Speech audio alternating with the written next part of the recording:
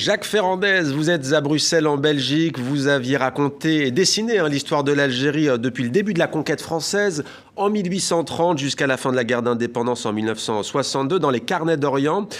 Dans le second tome de vos suites algériennes, cette fois, ça va de l'indépendance de l'Algérie en 1962 jusqu'à 2019. Donc il est question de guerre civile, de terrorisme, de décennie noire. Alors vous êtes né en Algérie, bien sûr, ceci explique sans doute cela. Mais qu'est-ce qui vous a donné cette fois envie de parler de l'Algérie à travers la BD?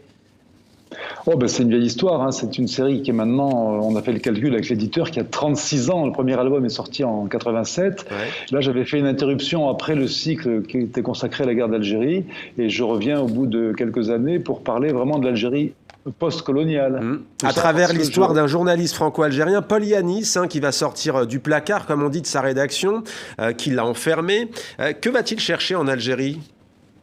En fait, il va chercher un peu l'origine aussi de ce qu'il est, c'est-à-dire l'histoire dont il est le produit, puisque son père était français, sa mère algérienne.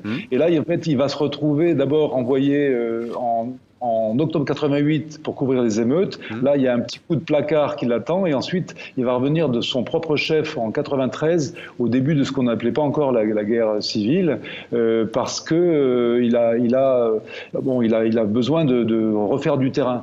Moi, mon histoire, en fait, elle est liée aussi à mes voyages. Donc, l'histoire aussi démarre en 1er novembre 2019, puisque c'était le 37e vendredi du Hirak, comme on l'appelait en Algérie, et c'était aussi le 1er novembre. Donc, il se trouve que j'étais à Alger à ce moment-là, et c'était pour moi le point de départ pour relancer cette histoire, pour dire, voilà, qu'est-ce qui s'est passé en Algérie depuis 62. 1er novembre, bien entendu, date de la Toussaint Rouge, 1er novembre 1954, déclenchement de la guerre d'Algérie. Alors, Paul Yanis, journaliste, il veut retrouver une certaine Nour. Qui est cette jeune femme ?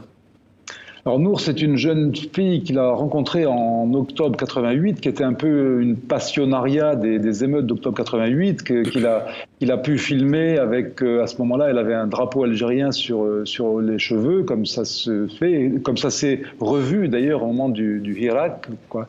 Et donc, cette jeune fille avec qui il a eu, disons, une histoire, il veut essayer de la retrouver parce qu'elle n'a plus donné de nouvelles, étant donné qu'elle s'est beaucoup exposée justement à l'époque de ces émeutes de 88.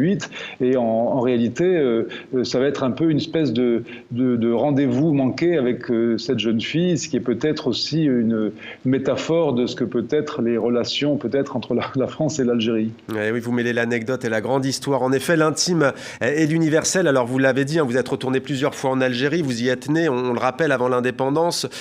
Quel est votre rapport à ce pays et surtout, qu'est-ce que vous ressentez quand vous y êtes ? Vous avez remercié d'ailleurs à la fin de votre ouvrage plusieurs personnalités algériennes, mais aussi l'Institut français. Que ressentez-vous, Jacques Ferrandez, quand vous êtes sur place ? Alors d'abord une grande proximité, parce que c'est vrai que c'est d'abord ma ville natale, Alger, c'est une ville que je connais bien maintenant pour y aller assez souvent. Et puis il y a cette proximité aussi avec les Algériens. Moi je vois que les gens de ma génération notamment, il y a une espèce de fraternité, je pourrais dire, qui est due à une forme de culture, à une forme de